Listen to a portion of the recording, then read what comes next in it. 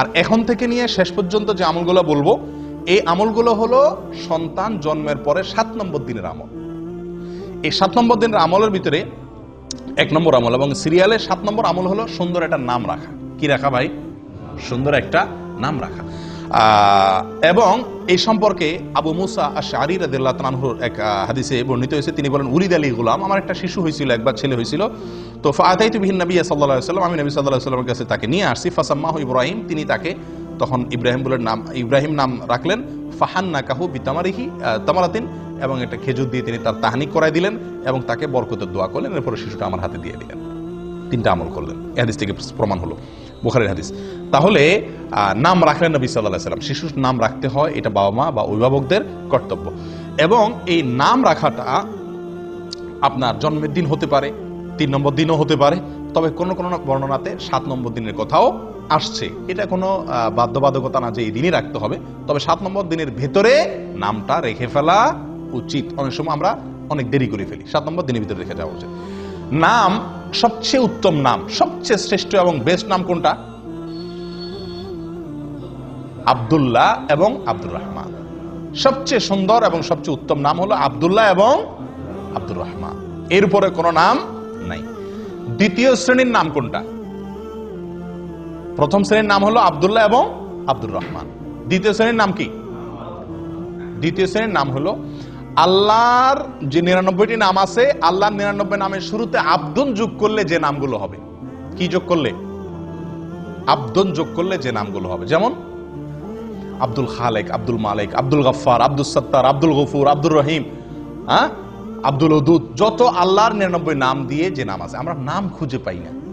শিশু হলে নাম নিয়ে যে কি এক অস্থির হয়ে যায় মানুষ। হুজুর একটা নাম দেন, ভাই একটা নাম দেন, নাম ঠিক করতে পারে না। আল্লাহর 99 নাম, এটা শুরুতে আব্দুল লাগাইলে ছেলেদের নাম হয়ে যায়, আমাতুন লাগাইলে মেয়েদের নাম হয়ে যায়। আমাতুন মানে বান্দি, মেয়ে গোলাম, আর আব্দুল মানে পুরুষ, ছেলে গোলাম, আল্লাহর বান্দা, আল্লাহর মেয়ে বান্দা। তাহলে 99টা নাম তো আপনার হাতের কাছেই আছে, এবং এর ভিতরে বহু নাম আছে যেগুলো আমাদের সমাজে খুব একটা শোনাই যায় না। আমরা নাম রাখার ক্ষেত্রে বেশ কিছু জটিলতা আমাদের দেখা দেয়। এর ভিতরে একটা হলো আনকমন নাম খুঁজি।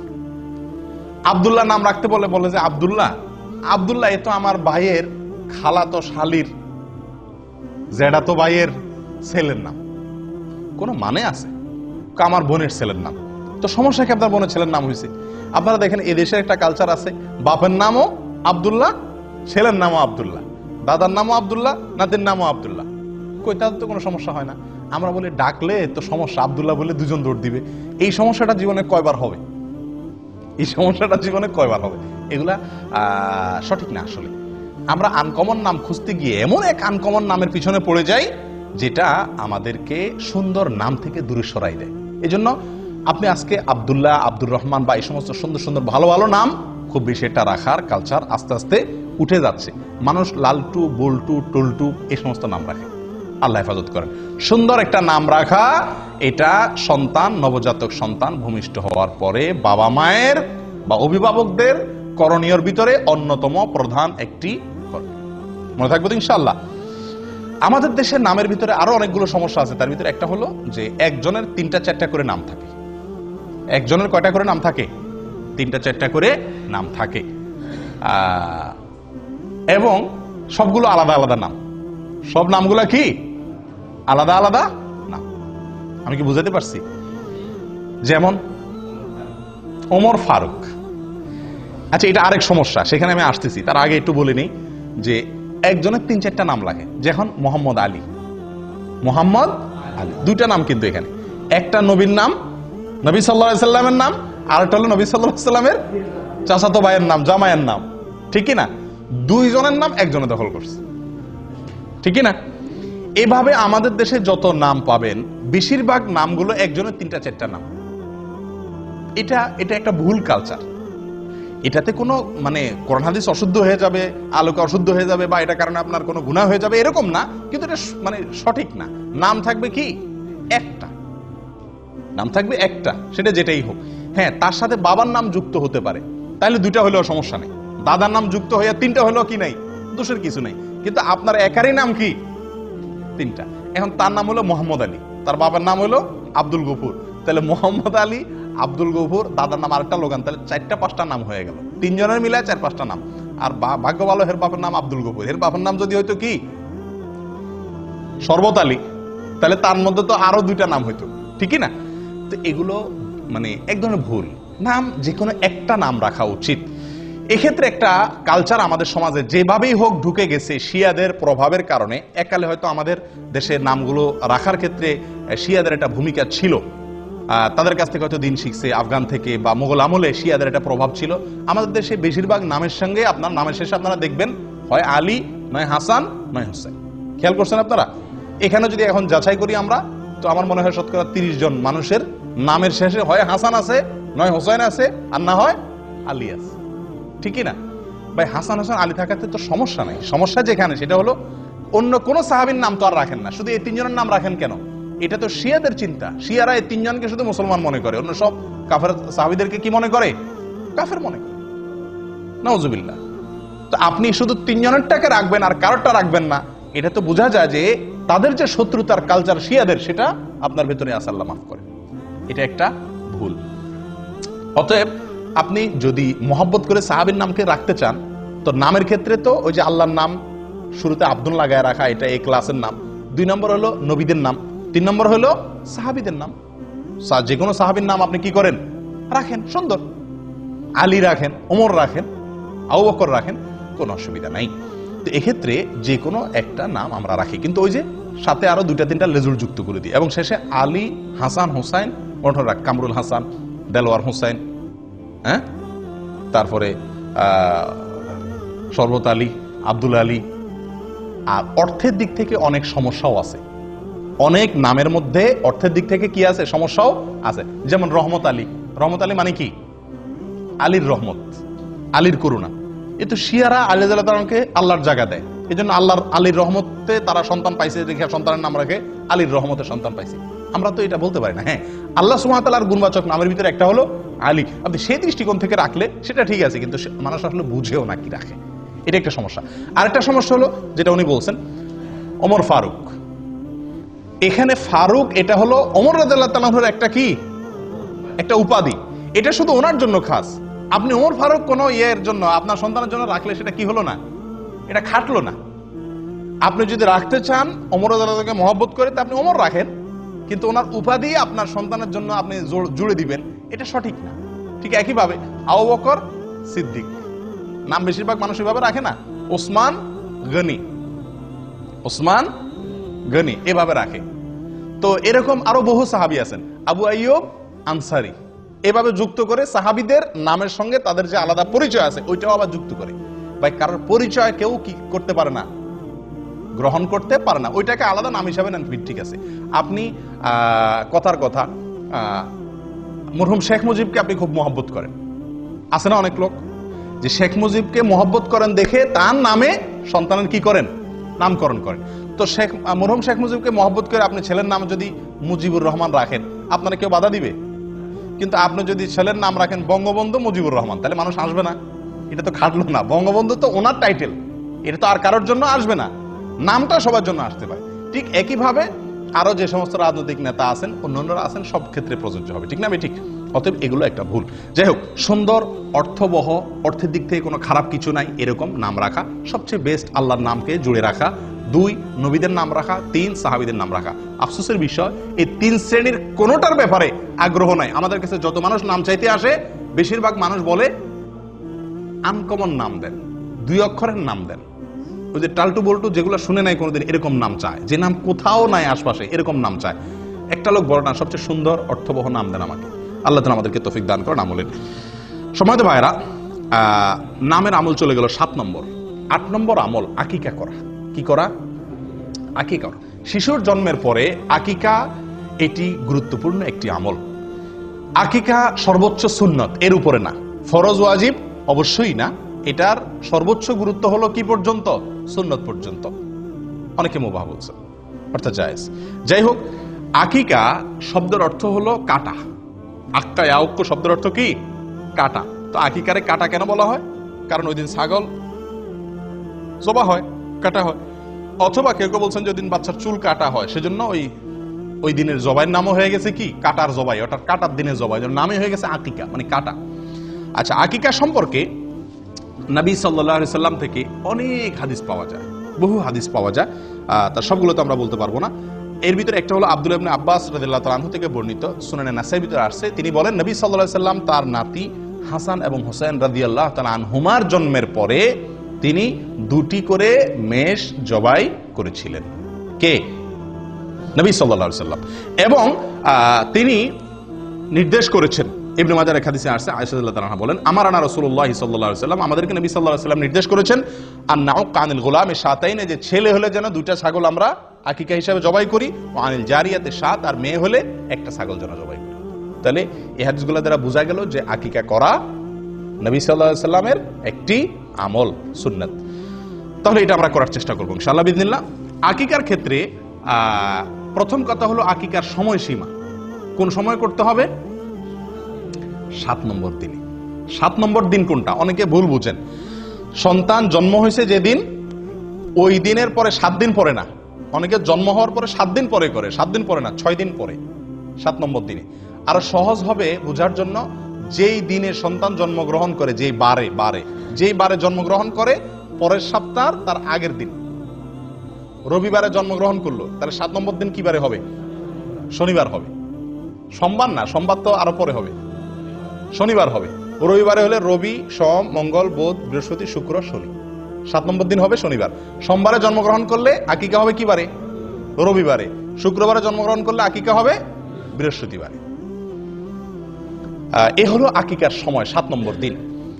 তবে বুরাইদা রাদিয়াল্লাহু তাআলা আনহু থেকে বর্ণিত এক হাদিসে আসছে, যেটি বাইহাকিতে বিশুদ্ধ শুদ্ধ বর্ণিত হয়েছে, যে নবী সাল্লাল্লাহু আলাইহি সাল্লাম বলেছেন আল আকিকাতু তুযবাহু লি-7 আও লি-14 আও লি-21। আকিকার পশু জবাই করতে হবে 7 নম্বর দিনে, অথবা অপশন আছে, দ্বিতীয় সুযোগ আছে, সেটা হলো 14 নম্বর দিনে, অথবা 3 নম্বর সুযোগ আছে 21 নম্বর দিনে। এই তিনটাই এই হাদিস দ্বারা বোঝা গেল সুন্নাত। তবে 1 নম্বরের সুন্নাত হলো, ফার্স্ট ক্লাসের সুন্নাত হলো 7 নম্বর দিনে করতে পারলে উত্তম, আর না হলে 14 বা 21 নম্বর দিনের আরো 2টা স্টেশন আছে, সেগুলো ধরতে পারেন। কিন্তু যদি এই 3 দিনের কোনোদিন আপনি করতে না পারেন, তাহলে সুযোগ আছে পরবর্তীতে যে কোনো সময় করার, কিন্তু এই 3 দিনে বা বিশেষ করে 7 নম্বর দিনে করা উত্তম। এখন একটা প্রশ্ন আসে, মেয়েদের জন্য আকিকার পশু জবাই করতে হবে 1টা, ছেলেদের জন্য হলো 2টা। কেন? এটা কিছুটা বৈষম্য মনে হয় না? বিশেষ করে আজকের নারীবাদীর যে জোয়ার চলতেছে, নারীবাদের জোয়ারে তো এটা বড় প্রশ্ন। ছেলে হয়েছে দেখে কি খুশি দেখে ইসলাম 2টা করতে বলছে, মেয়েদের বেলা 1টা কেন? হ্যাঁ, একজন মুসলিমের সবচেয়ে বড় উত্তর হলো এই ক্ষেত্রে, আমরা নবী সাল্লাল্লাহু আলাইহি সাল্লাম এর অনুসরণ করার জন্য আল্লাহ নির্দেশ করেছেন। উনি বলেছেন, সেটা আমান্না সাল্লাম না, আমরা মেনে নিয়েছি। যুক্তি খুঁজে আমল করা, এটার নাম কি নয়? ইসলাম নয়। যারা যুক্তি ছাড়া আমল করে না, বিশ্বাস করে না, তারা মুসলিম না। তারা কি না? যুক্তি ছাড়া বুঝে না। তার আগে যুক্তি দিতে হবে তারে, প্রত্যেকটা কাজ তারপরে সেই করবে। তাহলে এটা কি বলে না? ইসলাম গ্রহণ বলে না। পৃথিবীতে যখন মানুষ জাহান্নামে যাবে, তখন সবাই ইমানদার হয়ে যাবে। জাহান্নামে যাওয়ার আগে কি হয়ে যাবে? ইমানদার হয়ে। একটা মজার কথা আছে, রসিকতা করে, ধাঁধা আর কি, যে কোন বেঈমান জাহান্নামে যাবে না। কোন বেঈমান জাহান্নামে যাবে না মানে কি? কোন কাফের কি যাবে না জাহান্নামে? একটি কাফেরও জাহান্নামে যাবে না মানে কি? কাফের জাহান্নামে যাবে না মানে? তাহলে কে যাবে জাহান্নামে? জান্নাতে ইমানদার জাহান্নামে যাবে। যখন সে জাহান্নামে যাবে, তখন আর কেউ কাফের থাকবে না। থাকবে? সে তো জাহান্নাম দেখার পরে সব কিছু বিশ্বাস করবে না? এই দেখার পরে, বুঝার পরে এখন সে বিশ্বাস করলে এটার মূল্য আর নাই। তো এর মানে হলো যে কাফের জাহান্নামে যাবে না। জাহান্নামে যখন যাবে তখন ঈমান আসবে, কিন্তু সেই ঈমানের ভ্যালিডিটি আল্লাহ সুবহানাহু ওয়া তাআলার কাছে আর নাই বা থাকবে না। যাই হোক, তাহলে যেটা বলছিলাম, আকিকার ক্ষেত্রে কেন মেয়েদের ক্ষেত্রে একটা, ওই যে নবী সাল্লাল্লাহু আলাইহি ওয়াসাল্লাম বলছেন, সেজন্য আমার কোনো যুক্তি আর প্রয়োজন নাই। কিন্তু এর বাইরে বহু যুক্তি আছে। দেখুন, ইহুদিরা মদিনাতে, ইহুদিদের বসবাস ছিল, তাদের প্রভাব ছিল মদিনার সমাজে। ইহুদিরা মেয়ে হলে কোনো আকিকাই করতো না। আকিকা এটা আগে থেকে চালু ছিল। তারা ছেলে হলে আকিকা করতো, মেয়ে হলে কোনো আকিকা করতো না। কারণ মেয়ে হলে তো সবাই কি, এমনি তাদের মেজাজ গরম, জবাই জীবন্ত কবর দিতে পারলে বাঁচে, আবার আকিকা। মেয়ে হলে, যাই হোক এটা মুশরিকদের ভিতরে বেশি ছিল যদিও, কিন্তু ইহুদিরা মেয়ে হলে আকিকা দিত না। নবী সাল্লাল্লাহু আলাইহি ওয়াসাল্লাম একটা দিতে বলেছেন। এর অনেক কারণ আছে, যৌক্তিক কারণ আছে। সবচেয়ে বড় কারণ হলো নবী সাল্লাল্লাহু আলাইহি ওয়াসাল্লামের নির্দেশ। বাস, অনেক উলামায়ে কেরাম এর একটা কারণ উল্লেখ করেন যে আকিকার ব্যাপারে এক হাদিসে আসছে, আল আকিকাতু আল গোলামু মুরতাহানুন বিআকিকাতিহি, যে কোনো শিশুর জন্মের পরে তার আকিকার বিনিময়ে সে বন্ধক থাকে আল্লাহর কাছে, বন্ধক থাকে। বন্ধক বুঝেন আপনারা? কোন জিনিস কারোর কাছে বন্ধক রাখার মানে কি? টাকা দিয়ে সেই জিনিসটা আমি কি করতে পারবো? ছাড়াতে পারবো। না ছাড়াইলে ততক্ষণ পর্যন্ত ওটা আমার হবে না। সন্তান বন্ধক থাকে জন্মের পরে, আকিকা দিলে বন্ধক ছুটে। মানে কি? কি বন্ধক থাকে? এর ব্যাখ্যা কি?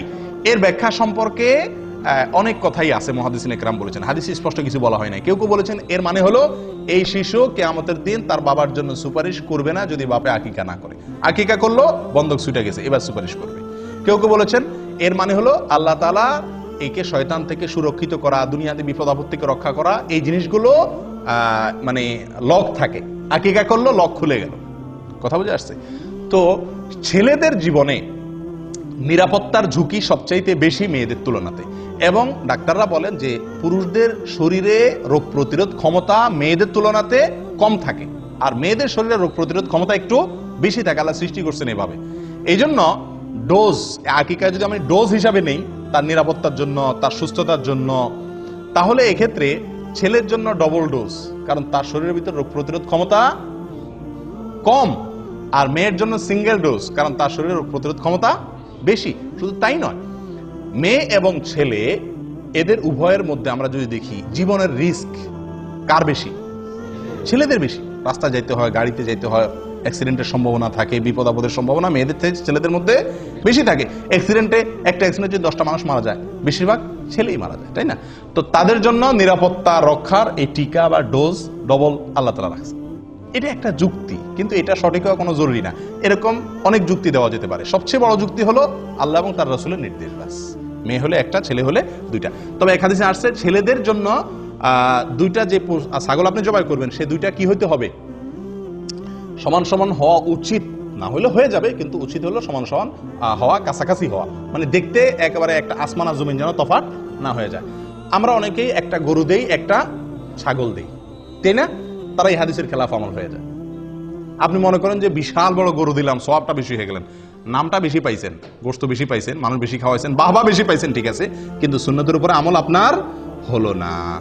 কারণ হাদিসে একেবারে সুস্পষ্টভাবে বলা আছে যে আকিকার পশু যেন কি হয়? দুইটা কাছাকাছি হয়, দেখতে যেন খুব বেশি বেশ কম না হয়। আকিকা কোন পশু দিয়ে দিবেন, এটা একটা বড় প্রশ্ন।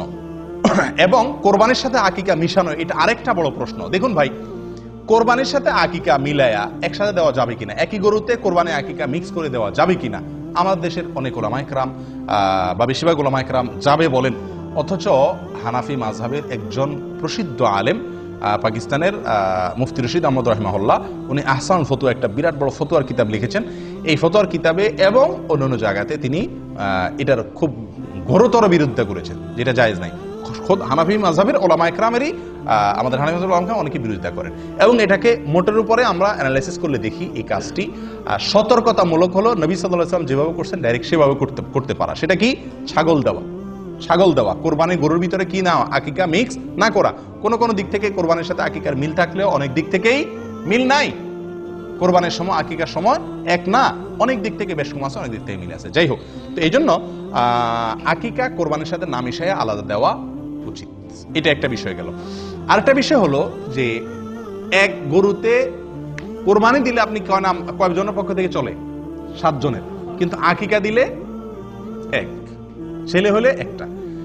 কিন্তু সেক্ষেত্রেও ওই যে দুইটা পাশাপাশি রাসূল সাল্লাল্লাহু কাছাকাছি বয়সে বলতে বলছেন, তাহলে সেক্ষেত্রে 2 গরু তো আকিকা মানুষ দেয় না।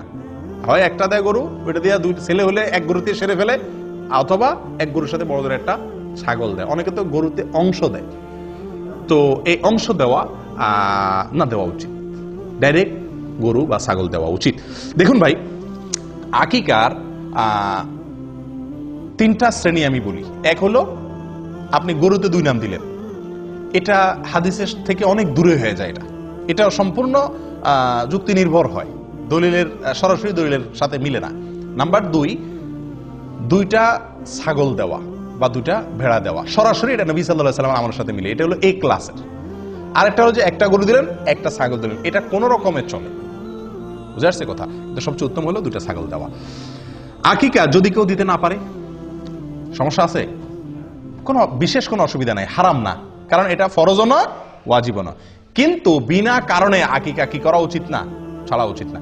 আমাদের সমাজে অনেক লোক আকিকা দেয় না, অথবা বাপ হইছেন, ছেলের বাপ হইছেন, একটা ছাগল বলে যে সে একটা ছাগলের টাকা আছে আমার কাছে, সমস্যা আছে? সমস্যা নেই, আপনার যদি সামর্থ্য না থাকলে একটা দিবেন। কিন্তু আমাদের দেশে মানুষের জন্য আমি বলি যে একটা দিলে চলবে না ছেলের বাপ হইলে। কেন? কারণ ছেলের বাপে যদি বলে যে আমার সামর্থ্য নাই, আমার তার সাথে কথা আছে। কেমনে সামর্থ্য নাই আপনার? আপনার সামর্থ্য নাই কেমনে আমার বুঝাই দেন। একজন বাপ সন্তান জন্মের পরে কমের পক্ষে 10 কেজি মিষ্টি কিনা লাগে আমাদের দেশে, লাগে কি লাগে না? হাসপাতালের ডাক্তার, আয়া, দারোয়ান, বাড়ি, শ্বশুর বাড়ি, বন্ধু বান্ধব, আশপাশের প্রতিবেশী দিতে দিতে মিনিমাম 10 কেজি লাগে, আপনার মিষ্টি লাগে। ঢাকা শহরে যদি আপনি মিষ্টি কিনতে যান 400 টাকা মিষ্টির কেজি। 10 কেজি মিষ্টির দাম কত হয়? 4000 টাকা। 4000 টাকা মোটামুটি একটা ছাগল পাওয়া যাবে কি যাবে না? তো আপনি যদি বলেন যে একটা ছাগলের টাকা আছে আমার কাছে, আমি বলবো আরেকটা ছাগলের টাকা আমি বাইর করে দিচ্ছি। আপনার মিষ্টি খাওয়াইতে বলছে কি? এটা আরেক ভুল। সন্তান জন্মগ্রহণ করার পরে আমরাও ভুল করি, যারা খাওয়াইয়া পাঠি তারাও ভুল করি, আর যে খাওয়ায় সেও ভুল করে। আমরা সন্তান হইলে বা কিছু হইলে বলি কি ভাই মিষ্টি খাওয়া। আশ্চর্য, শরীয়ত আপনারা বলছে গোশত খাওয়ার অধিকার দিচ্ছে, আপনি গোশত না চাইবেন, আপনি চাইবেন লাহাম, আপনি চান মিষ্টি। এটা বোকামি না? আর যে খাওয়ায় সেও ভুল করে, কারণ সে মিষ্টি খাওয়ালে তো আর আকিকা মাফ নাই। এদিকে মিষ্টি কিনে আবার এদিকে আকিকা কিনে, ডবল খরচ না? আপনার কাছে কেউ মিষ্টি চাইলে আপনি তারা হাইকোর্ট দেখাই দেন, বলে দেন যে আকিকার দিন আইসেন। আকিকার দাওয়াতে মানুষ ভয়ে সাধারণত আসতে চায়, অতএব আপনার মিষ্টির টাকা বেঁচে যাবে। তো যাই হোক, এই মিষ্টি কিনতে গিয়া সুন্নতের উপর আমল করা অনেক সময় কঠিন হয়ে যায়, এটা ঠিক না, এটা একটা ভুল প্রবণতা। আল্লাহ আমাদেরকে সঠিকটা করার তৌফিক দান করেন। প্রিয় ভাইরা, আকিকার পশু আপনি যখন জবাই করবেন, আকিকার পশু জবাই করবেন, তখন কি দোয়া পড়বেন? বিসমিল্লাহি আল্লাহু আকবার, বিসমিল্লাহি আল্লাহু আকবার, আল্লাহুম্মা লাক ওয়া ইলাইক, আল্লাহুম্মা লাক ওয়া ইলাইক, হাযিহি আকিকাতু, এরপরে বাচ্চার নাম বলবেন। হাজি আকিকাতু ফুলান ইবনে ফুলান, হাজি আকিকাতু আব্দুল্লাহ ইবনে অমুক, হাজি আকিকাতু অমুক ইবনে অমুক। বাংলাও বলতে পারেন বিসমিল্লাহ আল্লাহু আকবার, আল্লাহ এটা আপনার উদ্দেশ্যে করছি, আপনার জন্য, এবং আপনার দিকে এটা প্রত্যাবর্তিত, এই পশু যেটা জবাই করতেছি, এবং এই পশুটা আমার অমুক ছেলের অমুকের, অমুকের ছেলে অমুকের পক্ষতে এটা কি দিলাম, আকিকা করলাম। দোয়া না পড়লেও আকিকা হয়ে যাবে, কিন্তু পড়া সুন্নাত। এটা নবী সাল্লাল্লাহু আলাইহি ওয়াসাল্লামের আমল, যেহেতু বাইহাকিতে বর্ণিত হয়েছে, অতএব এটা আমল করা ভালো। আকিকার গোশত বাপ মা খাইতে পারবে কি পারবে না? পারবে। আমাদের দেশে অনেক বাপ মা খায় না, আকিকার গোশত বাপ মা খাইতে পারবে না। বাপ মা তো আরো বেশি করে খাবে, এত কষ্ট করে সন্তান জন্ম দিছে, তোমরা সবাই মিলে খাইবা, বেচারা কষ্ট না করে তোমরা খাইবা, বেচারা এত কষ্ট করে সন্তান জন্ম দিছে, তার বেশি খাবে, ঠিক না? অনেকে খায় না, এটা ভুল প্রবণতা। অনেকের মধ্যে একটা প্রবণতা আছে, খুব বাজে প্রবণতা, এটা খুব কম জায়গায় আছে যদিও, জাহেলি যুগে ছিল, এত মারাত্মক না, জাহেলি যুগের চাইতে আরো বেশি জাহেলি যুগ। সেটা হলো যে আকিকার পশুর রক্ত কোন কোন এলাকাতে শিশুরে খাওয়ায়, বলে যে রোগ বালাই ভালো হবে। মূর্খতা কোথায় চলে গেছে? আল্লাহ সুবহানাহু ওয়া তাআলা কোরআনে স্পষ্ট বলেছেন, হুররিমাত আলাইকুমুল মাইতাতু ওয়াদ-দামু, আল্লাহ তাআলা রক্তকে হারাম করেছেন। তাহলে সেখানে শিশুরে আপনি খাওয়াচ্ছেন, এবং রক্তের ভিতরে এই যে প্রবাহমান রক্ত, যেটা রক্ত থেকে বের হয়ে আসে, এটা মানুষের শরীরের জন্য বিষের মতো ক্ষতিকর, ভয়াবহ ক্ষতিকর জিনিস। কেন আল্লাহ তাআলা জবাই করে রক্ত বের করে দিয়ে বলছেন? ডাক্তাররা বলেন, চিকিৎসা বিজ্ঞানীরা বলেন, কারণ কোন পশু যদি জবাই করা ছাড়া এমনি মাইরা খান আপনি, এই রক্ত এগুলা তো বের হলো না, এই গোশত স্বাস্থ্যের জন্য ভয়াবহ রকমের ক্ষতি করে। এই জন্য তো জবাই নির্দেশ করছে শরীয়ত, যাতে রক্তগুলো বের হয়ে যায়। আর সে রক্ত নিয়ে কারা খাওয়াচ্ছে? শিশুরে খাওয়াচ্ছে। আমি কোরবানির সময় বহু দেখছি যে কোরবানি জবাই করার সময় ওই কাপ নিয়ে এসে ধরে রাখে, রক্ত ধরে নেয়, এবার শিশুরে খাওয়ায়। এই মূর্খতা আমি নিজের চোখে দেখেছি বহুত। আল্লাহ তাআলা আমাদেরকে হেদায়েত দান করেন। জবাই 7 নম্বর দিনে করা সুন্নাত। অনুষ্ঠান বা গোশত খাওয়া আপনি অন্য কোনো দিন করতে পারেন। দেখা যাচ্ছে যে শুক্রবার ছাড়া অনুষ্ঠান করা হয় না, তো অনুষ্ঠানটা আপনি অন্যদিন করেন, কিন্তু জবাইটা কোন দিন করতে হবে? 7 নম্বর দিনে করতে হবে। আকিকার এক জায়গাতে আপনি প্রবাসে আছেন, দেশে বাচ্চা হয়েছে, তো এখানে আপনি কি দিতে পারেন? আকিকা দিতে পারবেন। আবার বাচ্চা হাসপাতালে আছে, 7 নম্বর দিনে এসে গেছে, আকিকা আপনি বাসায় দিতে পারেন। বাচ্চা নানা বাড়ি আছে, আকিকা দাদার বাড়ি দিতে পারেন, কোনো অসুবিধা নাই। বাচ্চা কোথাও আছে এটা দেখার দরকার নাই, যে কোনো জায়গায় দিলেই হলো। 2টা ছাগল দিবেন, ছেলে হয়েছে, দেশে একটা দিলেন, এখানে আরেকটা দিলেন, অসুবিধা নেই, চলবে। আমাদেরও খাওয়ার ব্যবস্থা রাখলেন।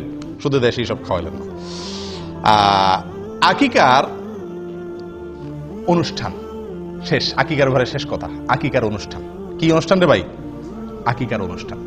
আকিকার অনুষ্ঠান আমাদের দেশে এটা একটা জুলুমের অনুষ্ঠান হয়ে গেছে। আকিকার অনুষ্ঠান করাতে দোষের কিছু না, কিন্তু আকিকার অনুষ্ঠানে যে চাঁদাবাজি হয় এটা অত্যন্ত নিকৃষ্টতম একটা কাজ।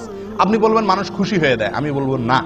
খুশি হয়ে 100 জন অতিথি থাকলে তার ভিতরে 20 জন হয়তো মন থেকে খুশি হয়ে দিচ্ছে, বা 30 জন দিচ্ছে, বা 50 জন দিচ্ছে। একটি লোকও যদি নাখোশ হয়ে আপনার সিস্টেমের কারণে দিতে বাধ্য হয়, লজ্জায় পড়ে দেয়, তাহলে আপনি তার গুনাহগার। এই উপহারটা আপনার জন্য হারাম হয়ে গেল। নবী সাল্লাল্লাহু আলাইহি ওয়াসাল্লাম বলেছেন, লা ইয়াহিল্লু মালু ইমরিইন মুসলিমিন ইল্লা বিতিবি নাফসিহি। কোন মুসলমানের মাল তার সন্তুষ্ট চিত্তে না হলে, মন থেকে সে খুশি হয়ে না দিলে, বাধ্য হয়ে দিলে, এটা জায়েজ নেই, হারাম। এটা হলো চাঁদা। এটা হলো কি? চাঁদা। আমি বলি মাস্তানরা যে চাঁদাবাজি করে আমাদের দেশে, মাস্তানরা যে চাঁদাবাজি করে ওইটা, আর এই বিয়ের উপহার আর আকিকার উপহার, এই দুই চাঁদা, এটারও আমি চাঁদাবাজি বলি। এই চাঁদা আর মাস্তানের চাঁদা, এই দুইটার ভিতরে পার্থক্য একটা, মূল জিনিস একই। পার্থক্য কি? পার্থক্য হলো মাস্তানে চাঁদাবাজি করার সময় কিছু খাওয়াইটা হয় না, ডাইরেক্ট চাঁদাটা নিয়ে নেয়। আর আকিকার অনুষ্ঠান, বিয়ের অনুষ্ঠানে এক থাল খাওয়াইয়া চাঁদাটা নেয়। এই হলো দুই চাঁদার ভিতরে পার্থক্য।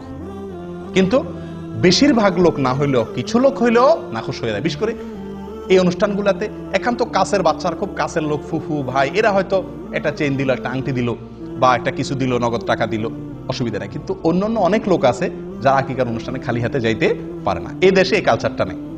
আমাদের মোহাম্মদ আলী গত শুক্রবারে আকিকার এক দাওয়াত পাইছে, তো আমারে বলে শেখ এরাবিয়ানদের দাওয়াত, তো আমারে বলে শেখ কি নিয়ে যাবো? আমি বললাম যে এখানে তো নেওয়ার সিস্টেম নাই, নিলে তুমি বেকুব হইবা, সবার সামনে শরম পাইতে হবে, কেউ নিবে না, তুমি একলা নিবা।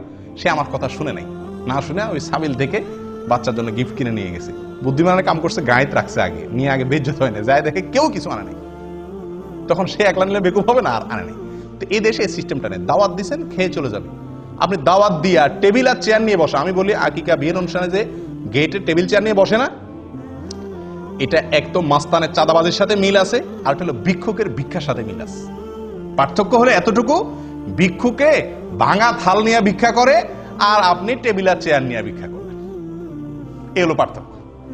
ভিক্ষুক ভিক্ষার সময় ভাঙা থাল নিয়ে বসে, আপনি টেবিল আর চেয়ার নিয়ে বসলেন। নিকৃষ্ট একটা কালচার হয়ে গেছে আমাদের দেশে। বাধ্য হয়ে মানুষ, এটা সিস্টেম হয়ে গেছে। কেউ যদি বাচ্চাকে খুশি হয়ে কিছু দিতে চায়, ওপেন, আগে পরে কত সময় সে দিতে পারে। এই সময়টাতে আমি গেটে খাতা কলম নিয়ে বসা মানে কি, তুমি না দিয়া ঢুকলে চিহ্নিত হয়ে যাবে, কি দিছো সেটা আবার লেখা হবে। এগুলো একরকম মানুষকে বাধ্যবাধকতায় ফেলে দেওয়া, যেটা উচিত না। আল্লাহ তাআলা মাফ করেন। আকিকার দিনে যে কাজগুলো করা দরকার, বা যে আমলগুলোর কথা আমরা বলছি একজন শিশুর জন্মের পরে, সেগুলো তো আমরা করি না, করি হলো কুকাম। বিশেষ করে ঢাকা শহরে, এখন ঢাকা না, সব জায়গাতেই, ম্যাক্সিমাম জায়গাতেই আকিকার যে অনুষ্ঠান করে, আল্লাহ মাফ করুক, রীতিমতো ক্যালকুলেশন করে তো হিসাব বাইর করে, কত খরচ হবে, কত লোক দাওয়াত দেবে, কি গিফট আসতে পারে, কত টাকা আমাদের প্রফিট থাকতে পারে, হিসাব নিকাশ হয়। এটা তো একটা আছেই। আরেকটা অনাচার যেটা বিয়ের ভিতরে হয়, সেটা হলো ব্যান্ড পার্টি এনে, অথবা লম্বা লম্বা বড় বড় ওই যে আপনার সাউন্ড বক্স আনায়া ধুম ধাড়াক্কা গান চালায় দেয়। আপনারা লক্ষ্য করছেন এটা? কারণ বাচ্চারা আকিকা মানে সেখানে আশপাশে সবার ঘুম হারাম। এটা কি সুন্নতের উপর আমল হলো না তামাশা হলো? এই বাচ্চার উপরে তো আল্লাহর গজব নাজিল হবে রহমতের জায়গায়, যে বাচ্চার আকিকা উপলক্ষে পুরো এলাকা মানুষের ঘুম হারাম। আমি নিজে গতবার ছুটিতে গেছি দেশে, রাত 12টা-1টা বাজে, হঠাৎ করে দেখি ধুম ধাড়াকা শুরু হয়ে গেছে। 12টার দিকে গভীর ঘুম ভেঙে গেছে। কি ব্যাপার? বিশাল সাউন্ড দিয়ে গান। আমি নেমে বের হলাম, আমার ওয়াইফ বলে যে যাইও না, এত রাত্রে ঢাকা শহরে মানুষ বাসাতে বাইরে না। কি বলো, এই এলাকায় কোনো মানুষজন বসবাস করে না নাকি? বাইর হয়ে যায়, দেখি যে আকিকার ধুম ধাড়াকা গান চলতেছে। বললাম যে ভাই, মাথার বিবেক কোথায় গেছে? এই শিশুটার জন্ম হয়েছে, তার জন্য সবাই দোয়া করবে। এই যে আমার ঘুমটা ভাঙাই দিলেন, আমি কি দোয়া করবো না বদদোয়া করবো? আমার মধ্যে শত শত লোক বদদোয়া করতেছে শিশুর জন্য, আর আপনি ধুম ধাড়াক্কা গান লাগাই দিচ্ছেন। মূর্খতা কোথায় গিয়ে ঠেকছে? আপনি বিয়ের অনুষ্ঠানে গান বাজাবেন না, নাচবেন, আরো কিছু করবেন, আপনার বাসায় আপনি করেন। আপনি সাউন্ড বক্স দিয়ে পুরো এলাকা মানুষের কষ্ট দিচ্ছেন। শিশুর কষ্ট হচ্ছে, অসুস্থ লোকের কষ্ট হচ্ছে, ঘুমন্ত মানুষের কষ্ট হচ্ছে, অনেকের ডিউটি আছে সকালে, অনেকের পরীক্ষা আছে সকালে, সারা রাত। এবং বিশেষ করে ঢাকা শহরের এই কালচার একবারে পুরো ঢাকা শহরে আছে। আমরা মূর্খ, এখনো কত লেভেলের, নিচু লেভেলের মূর্খ রয়েছি, যে রাতভর আমি পুরো এলাকা মানুষকে বাধ্যতামূলক গান শোনাই। কেউ কিছু বলারও অধিকার নাই, সাহস নাই, ক্ষমতা নেই। মূর্খতা কোথায় চলে গেছে? তো আকিকার অনুষ্ঠানকে এটা বেবরকতি করে, কল্যাণ নষ্ট করে এই সমস্ত গান বাজনার কারণে। আল্লাহ হেফাজত করেন। প্রিয় ভাইরা, 9 নম্বর আমল হলো বাচ্চার মাথার চুল কাটা, চাঁচা 7 নম্বর দিনে। এবং চুল চাঁচার পরে আরেকটা আমল আছে, যেটা হয়তো আপনারা অনেকে জীবনে প্রথম শুনছেন, সেটা হলো চুল চাঁচার পরে চুলের ওজন পরিমাণ রূপা আল্লাহর রাস্তায় দান করা। চুলের ওজন পরিমাণ রূপা আল্লাহর রাস্তায় দান করা। কয়জনে করছেন হাত তোলেন? 2 জন করছেন, মাশাআল্লাহ। আর কেউ করেননি? আলহামদুলিল্লাহ। আমি 3 সন্তানের সময় করছি। 2 সন্তানের সময় তো দেশে থাকতে আপনার ওই পলিথিন করে আমি নিয়ে গেছি স্বর্ণের দোকানে। স্বর্ণের দোকানে যায়, কারণ স্বর্ণের দোকান ছাড়া তো আর এত অল্প চুল মাপার মতো কি নাই, বাটখারা কারোর কাছে এত ছোট নাই। তো তাদের কাছে মাপাইয়া তখন 25 টাকা না 35 টাকা এরকম অল্প কিছু হয়েছে দিয়ে দিছি। মনে রাখতে হবে এটা একটা আমল, সুন্নাত। খুঁটিয়ে খুঁটিয়ে এই সমস্ত সুন্নতের উপর আমল করা দরকার, কিন্তু আমরা জানি না আমল করবো কোত্থেকে। আপনি রূপা দেওয়া জরুরি না, রূপার সমান মূল্যে দান করে দিলেন, কিন্তু ওই চুলের উপরে আন্দাজ করে মাপতে না পারলে আন্দাজ করে অন্তত দিয়ে দিলেন, এটা করা উচিত। এবং এ সম্পর্কে মুসনাদ আহমদের ভিতরে বিশুদ্ধ সূত্রে বর্ণিত আছে হাদিস, এবং আরো অন্যান্য জায়গাতে মোটামুটি কম বেশ হাদিস আছে। তার ভিতরে একটা হলো আবু রাফি রাদিয়াল্লাহু তাআলা আনহু বলেন, যেটা মুসনাদ আহমদের ভিতরে আসছে, তিনি বলেন যে নবী সাল্লাল্লাহু আলাইহি সাল্লাম যখন হাসানের জন্ম হয়েছিল, তখন এই শিশুর মা ফাতেমা রাদিয়াল্লাহু তাআলা আনহাকে বলেছেন, ইহলিকি রাসা, এ ফাতেমা এই ছেলের চুল চাঁচো, ওয়া তাসাদদাকি বিওয়াজনি শারিহি ফিদ্দাতান আলাল মাসাকিন, মিসকিনদেরকে এই বাচ্চার চুলের ওজন পরিমাণ রূপা দিয়ে দিও। কে বলছেন? নবী সাল্লাল্লাহু আলাইহি সাল্লাম। কাকে বলছেন? ফাতেমা রাদিয়াল্লাহু তাআলা। অথচ এই আমলটা আমরা জানিই না। এটা করার চেষ্টা করবেন তো ইনশাআল্লাহ, আল্লাহ তাআলা তৌফিক দান করুন। 10 নম্বর আমল হলো, এটা আরো বিদায় হয়ে গেছে, এটা আমি নিজেও জানতাম না, এবং আমার 3 সন্তানের কোনোটা সময় করি নাই। সেটা হলো যে সন্তান জন্মের পরে জাফরানের কালার দিয়ে টাকের মধ্যে একটু লাগিয়ে দেওয়া, মাথা কালার করা, হালকা একটু আনন্দের অংশ হিসাবে। এগুলো কোনো জরুরি আমল না, কিন্তু হাদিসে বর্ণিত আছে। হাদিসটা শুনেন, আয়েশা রাদিয়াল্লাহু তাআলা বর্ণনা করছেন, এবং এটি সহিহ ইবনে হিব্বানের ভিতরে আছে, এটাও সহিহ সূত্রে বর্ণিত। তিনি বলেন, জাহেলি যুগের মানুষ, আইয়ামে জাহেলিয়াতের যুগের মানুষ আকিকার পশুর রক্ত নিয়ে বাচ্চার মাথা চুল চাচার পরে ওটাতে কি করতো? মাখায় দিত। তো রক্ত নাপাক, হারাম জিনিস, এটা দিয়ে বাচ্চার শরীর মাখাবে, এটা তো ভালো জিনিস না। করো নবী সাল্লাল্লাহু আলাইহি ওয়াসাল্লাম তখন নির্দেশ করলেন সাহাবীদেরকে, ইজআলু মাকানাদ দামি খালুকান, তোমরা রক্ত না মাখায়া রং মাখাও। জাফরানের রং হলে সবচেয়ে উত্তম বা বেস্ট। এটা কোনো জরুরি কোনো আমল না, করতে পারলে করলেন, না করতে পারলে নাই। এবং একইভাবে সুনানে আবু দাউদের ভিতরেও এই বিষয়ে হাদিস বর্ণিত আছে, বুরায়দা রাদিয়াল্লাহু তাআলা থেকে একই জিনিস প্রমাণিত হয়। তাহলে 10 নম্বর আমল হলো মাথায় রং দেওয়া, এবং সেটা চুল চাঁচাটা ছেলে হোক মেয়ে হোক সবার জন্য। 7 নম্বর দিনে হলে উত্তম এবং সুন্নাত। 11 নম্বর শেষ আমল, 13টা বলছিলাম না, 13টা না 11টা ভুল বলছি। 11 নম্বর শেষ আমল হলো খাতনা করা। কি করা ভাই? খাতনা মানে মুসলমানি করা। এবং এই মুসলমানিটা 7 নম্বর দিন করা উত্তম।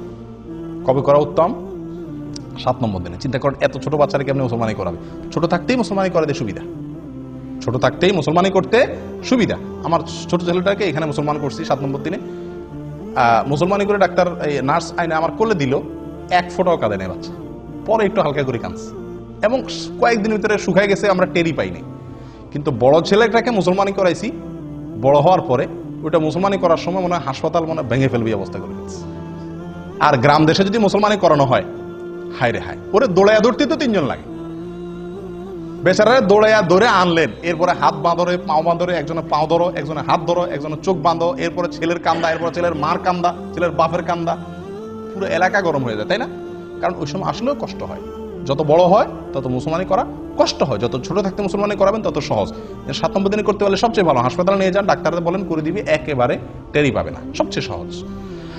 যাই হোক, এইটা 7 নম্বর দিনে করতে হবে এমন কোনো জরুরি না, কিন্তু এটা খুব গুরুত্বপূর্ণ। এই যতগুলো আমল বললাম 11টা, এর ভিতরে সবচাইতে জরুরি আমল হলো এই শেষেরটা, খাতনা করা। এটাকে সুনানুল ফিতরা বলা হয়েছে। এমনকি এই খাতনা মেয়েদেরও করাইতে হয় যদি প্রয়োজন হয়। এই খাতনা হলো লজ্জাস্থানের সামনে যে অতিরিক্ত অংশ চামড়া দলা হয়ে থাকে, এর পেঁচে পেঁচে পেশাব থাকে, নাপাক থাকে, পরে এগুলো অ্যালার্জি হয়, স্বাস্থ্যের জন্য ক্ষতি হয়, নাপাকও থাকে, অনেক সমস্যা হয়, এটাকে কেটে ফেলে দিতে হয়। তো আমাদের দেশে সাধারণত মেয়েদের শারীরিক গঠন সেরকম না, যার কারণে আমাদের দেশে এটা প্রয়োজন হয় না, কিন্তু অনেক দেশে প্রয়োজন হয়। শারীরিক গঠনের কারণে খাতনা বাচ্চাদেরও মেয়েদের ক্ষেত্রেও করতে হয়, কিন্তু ছেলে মেয়ে সকলের জন্য এটা বিধিবদ্ধ। তাহলে মোট 11টা আমল আমরা জানলাম। কার জন্য এগুলা? একটা শিশুর জন্মের পরে তার অভিভাবকদের বা আমাদের অন্যদের করণীয়। 11টা আমল আমরা বলি তো বাই সিরিয়াল। 1, প্রথম আমল কি? সহবাসের সময় দোয়া করা, শয়তানের আশ্রয় চেয়ে নেওয়া। নাম্বার 2, ভূমিষ্ঠ হওয়ার পরে আল্লাহর আশ্রয় চাওয়া এবং বদনজর থেকে বাঁচার জন্য দোয়া করা। এটা কোনো নির্দিষ্ট সময় ঠিক করা নাই। 2। 3 নম্বর, সন্তান কোনো বাচ্চার জন্মগ্রহণের সংবাদ শোনার পরে ছেলে মেয়ে হয়েছে, কোনটা হয়েছে এটা না জিজ্ঞেস করে আগে আলহামদুলিল্লাহ রাব্বিল আলামিন বলে আল্লাহ শুকরিয়া আদায় করা। 4 নম্বর আমল বলেন, আপনারা কি শুনছেন? আকিকা বহুত পরে আজান দেওয়া, বাচ্চার কানে আজান দেওয়া 4 নম্বর। 5 নম্বর হলো তাহনিক করা, তাহনিক, খেজুরের রস তার মুখে দেওয়া 5 নম্বর। 6 নম্বর আমল বলেন।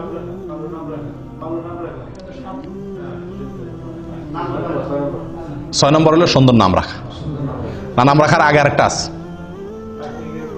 তাহনিক পর আরেকটা আছে, বলেন। হ্যাঁ, বাবার জন্য দোয়া করা, বাবা শিশুর জন্য কি করা? দোয়া করা, বরকতের কল্যাণে দোয়া করা। কয় নম্বর গেল? 6 নম্বর।